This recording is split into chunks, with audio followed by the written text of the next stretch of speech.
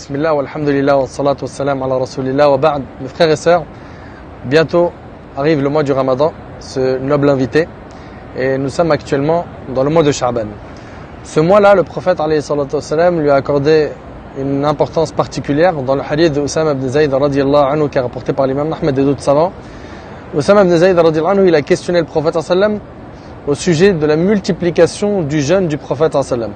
Suite à quoi le prophète sallam lui a dit, c'est un mois au cours duquel les gens sont insouciants. C'est pour ça que le prophète sallam jeûnait beaucoup. Donc on voit ici que le prophète sallam jeûnait, il adorait Allah quand les gens étaient insouciants. Et c'est comme ça que doit être le croyant, il doit aller à contre-courant. C'est-à-dire que les vagues d'aujourd'hui nous mènent vers un excès de dunya, un excès de négligence et de loisirs et de passions illicites.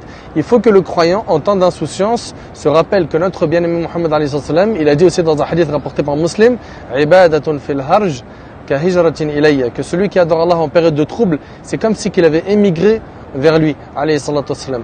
Donc c'est très important de ne pas tomber dans l'insouciance, dans le fait d'oublier Allah. Allah subhanahu wa ta'ala, il faut toujours se rappeler de lui. Dans le verset où Allah subhanahu wa ta'ala, il dit Ya ayyuhalladhina amanu ittaqullah haqqa tuqatih. Ô vous qui avez cru, craignez Allah comme il se doit d'être craint véritablement.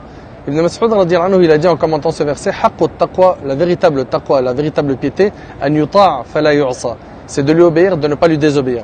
Wa an yushkara fala yukfar, c'est d'être reconnaissant vers lui, et de ne pas être ingrat. Wa an yuzkar fala yunsa, et c'est de se rappeler de lui sans l'oublier, sans l'oublier. Il ne faut pas oublier Allah subhanahu wa ta'ala.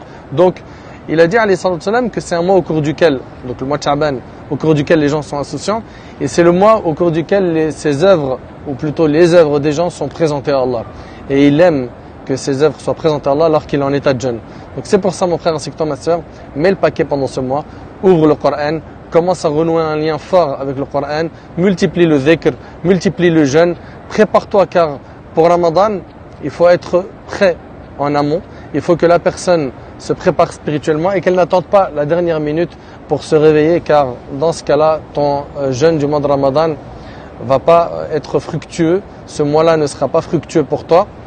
Et aussi, un point important, c'est qu'Allah subhanahu wa ta'ala, il pardonne pendant le mois de Sha'ban à toutes ces créatures, sauf aux mouchriquines, et aussi à deux personnes qui sont en discorde, deux personnes qui ne se parlent pas. Donc, renoue tes liens avec tes frères et tes sœurs de sang, avec tes frères et tes sœurs en Allah subhanahu wa ta'ala. Allez, si tu as subi des injustices, efface, pardonne, tourne la page, sois fort. Le mois de Sha'ban, c'est un mois où on doit mettre le paquet, car pendant Ramadan, si tu veux vraiment récolter les fruits de Ramadan, il faut que tu te prépares en avance. Je dis toujours le même exemple, un joueur de foot, il ne descend jamais jouer sur le terrain sans échauffement. Pareil, tu veux descendre sur le terrain de Ramadan, ce terrain spirituel, il faut que tu te prépares pendant Sha'ban et même avant. Au mois de Rajab, tu commences. Donc, soyez parmi ceux qui vont faire revivre beaucoup d'ibadat pendant Sha'ban. Ne soyez pas insouciants. هذا والله أعلم وصلى الله على نبينا محمد وعلى آله وصحبه وسلم بارك الله فيكم والسلام عليكم ورحمة الله